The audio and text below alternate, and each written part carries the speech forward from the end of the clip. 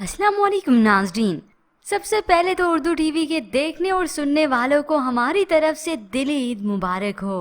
तो जल्दी से बढ़ते हैं आज के इस ड्रामे बेकावे के रिव्यू की जानिब।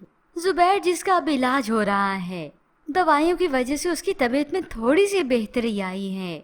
ऐसे में नज़ीर जुबैर भाई के पास मिलने आया तो असलम के सारे करतूतों के बारे में बताता है और आज तो उसके रवैये के मुतालिक भी बता दिया कि असलम का मेरे साथ बहुत ही बुरा रवैया होता है।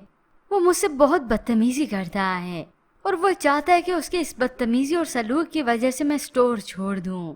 तो जुबैर नज़ीर से दरख्वास्त करता है कि वो ही स्टोर पे ही रहे, क्योंकि वही तो है एक जो उसकी आखिरी उम्मीद है। जबकि दूसरी जानिब इस तारा की चच्ची तो उसकी रग रग से वाकिफ है और अपना मफाद निकालना भी अच्छे से जानती हैं।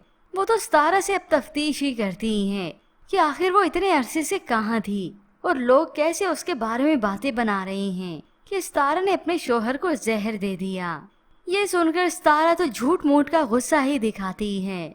लोग तो बकवास करते हैं, झूठ बोलते हैं, लेकिन आप फिक्र मत करें, मैं आ गई हूँ ना, उनका मुंह सीधा करूँगी। फिलहाल तो ये चच्ची अपने काम सीधे करवाती हैं।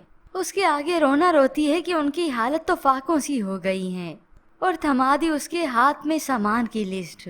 ये सुनकर चच्ची को तो हैरत होती है और उससे पूछ भी लेती है कि वो अपने शोहर के पास वापस जाएगी। इरादा तो सितारा का यही है, लेकिन ये चच्ची मना करती है क्योंकि उसके अब काम जो निकल रहे हैं और सितारा का कौन सा मेहनत से कमाया हुआ पैसा है, वही भाई जी का चोरी किया हुआ है। ये तो सितारा वहीं पर गई तो स्टोर का पूछ लेती है। तो उधर जुबैर जो कि असलम से पूछता है कि आखिर उसने स्टोर पर फिर सामान कैसे डलवाया, तो असलम झूठ बोलता चला गया कि उसने इतने उधार लिए हैं, कर्ज लेकर ये स्टोर फिल करवाया है। तो बस फिर अब जुबैर भी मांग लेता है सारे हिसाब किताब। तुम सारे खाते ले आओ, मैं देखना चाहता हूँ कितना उधार है और किस किस से लिया है। ये सुनकर इस असलम को तो शदीद गुस्सा आ जाता है कि उधार तो अब लिया नहीं, खाते कहाँ से लाऊं, और ये जुबैर ऐसा क्यों कर रहा है, और समझ गया कि ये सारी खबरें किसने दी हैं।